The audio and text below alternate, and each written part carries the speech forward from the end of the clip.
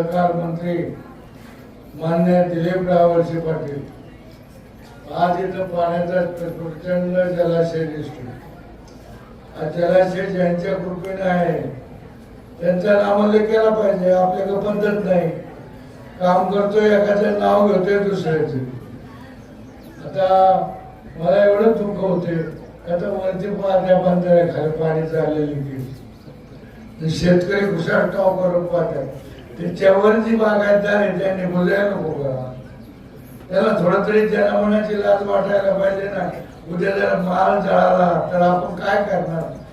अरे मला सांगावं लागलं बाबा मी माझा हिस्सा सांगतो करा. उद्या पाणी संपलं जर वाटलं झालं तर तुम्हीच मला फार बापूसाहेब तुम्ही म्हणतो पाणी पाणी अगोदर थेंब शिल्लक नाही असं होऊ नये. आणि म्हणून जे पाणी आहे ते